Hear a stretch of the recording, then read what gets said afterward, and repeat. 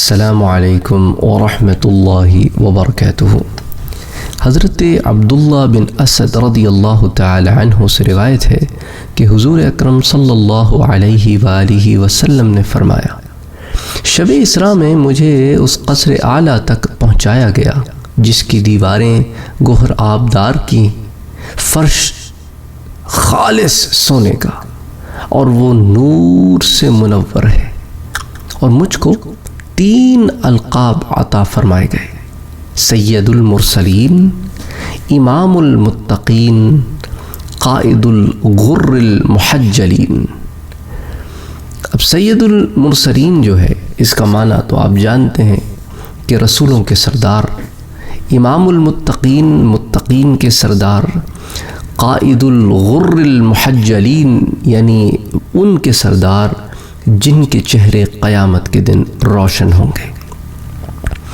اسی طرح امام بغوی نے اور ابن عساکر نے بھی ایک روایت بیان کی ہے۔ یہ جو روایت ابھی میں نے آپ سے شیئر کی ہے اسے تو امام بزار روایت کرتے ہیں، ابن قانع روایت کرتے ہیں، ابن عدی روایت کرتے ہیں، امام سیوطی خصائص الکبریٰ میں روایت کرتے ہیں، اور اگلی روایت جو امام بغوی اور ابن عساکر رحمہ اللہ نے بیان کی ہے اس میں ان الفاظ کا اضافہ ہے یا یہ الفاظ موجود ہیں کہ مجھ کو موتیوں کے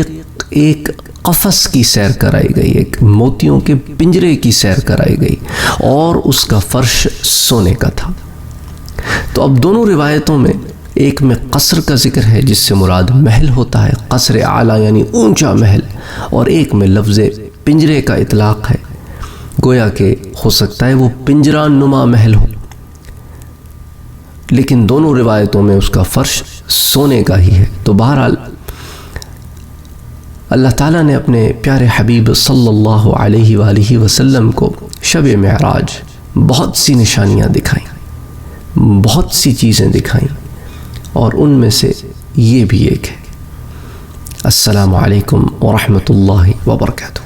اگر آپ نے ابھی تک ہمارے چینل کو سبسکرائب نہیں کیا ہے تو سبسکرائب کا بٹن دبائیں، بیل کے آئیکن کو پریس کریں تاکہ آپ کو ریگولر نوٹیفیکیشن اپڈیٹس مل سکے اور آپ ہمیں ہمارے لائیو سیشنز میں بھی جوائن کر سکیں۔ ویڈیو پسند آنے کی صورت میں لائک، شیئر اور کمنٹ کرنا نہ بھولیں۔